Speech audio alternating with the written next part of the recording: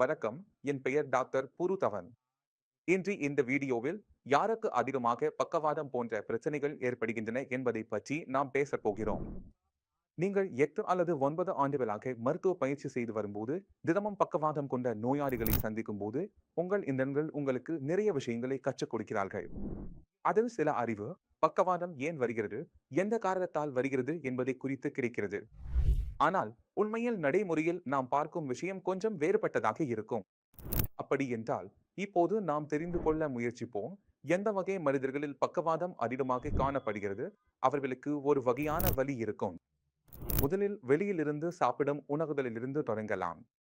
யாராவது வெளியே தங்குகிறார்கள், அவர்கள் வெளியிலேயே சாப்பிடுகிறார்கள், குறிப்பாக ரெஸ்டாரண்ட் உணவு, எண்ணெயில் பொரித்த உணவு சாப்பிடுகிறார்கள் என்றால், அப்படிப்பட்டவர்களுக்கு பக்கவாதம் ஏற்படும் வாய்ப்பு அதிகமாகிறது.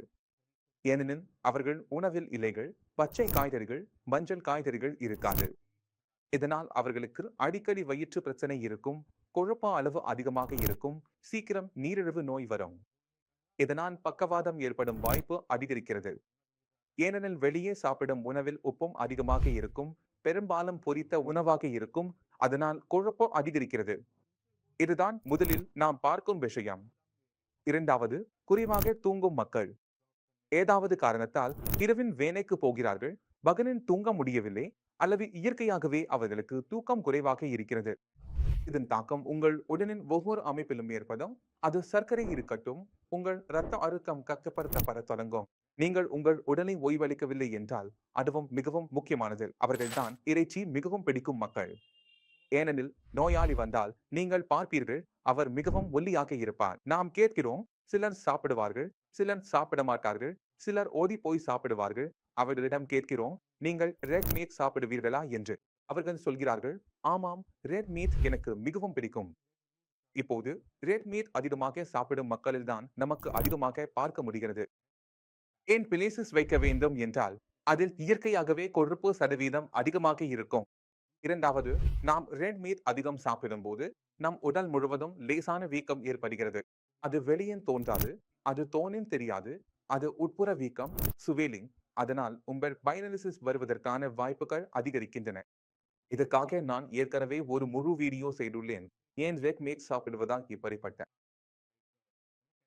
உடலில் ஏற்படும் மாற்றங்கள் மற்றும் அதில் உடலின் பல்வேறு உறுப்புகளுக்கு ஏற்படுத்தும் சேதம் பற்றியும் அந்த வீடியோவில் பார்த்திருக்கலாம். அதாவது பெரும்பாலும் பார்த்தால் அந்த வகை மனிதர்களில் பைரலிசிஸ் ஏற்படும் வாய்ப்பு அதிகம், குறிப்பாக வயிற்றில் அதிகம் காணப்படுகிறது.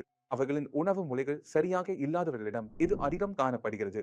பொதுவாக நீங்கள் அதிகமாக எண்ணெய் சாப்பிடுகிறீர்கள், அல்லது அதிகமாக ரொட்டி சாப்பிடுகிறீர்கள், அல்லது தூக்கம் குறைவாக இருக்கிறது என்றால், எந்த விதமாக இருந்தாலும் நீங்கள் உங்கள் உடலை கவனிக்கவில்லை என்றால் உடலம் உங்களை கவனிக்காது.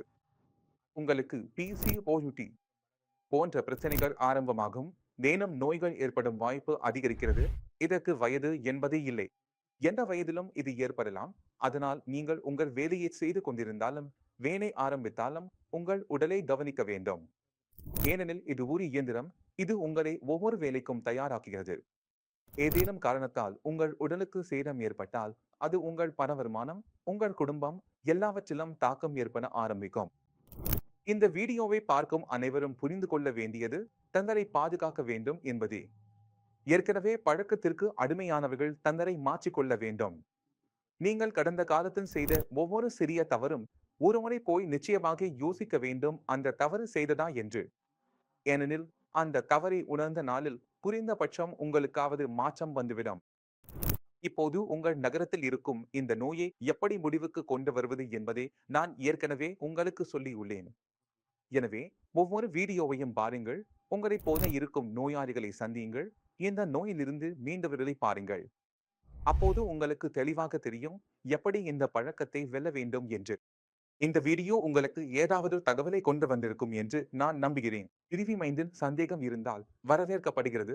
குழுவும் நானும் உங்களுடன் இருக்கிறோம். இதனுடன் தொடர விரும்புகிறேன். அடுத்த வீடியோவில் சந்திப்போம். அதுவரை வணக்கம்.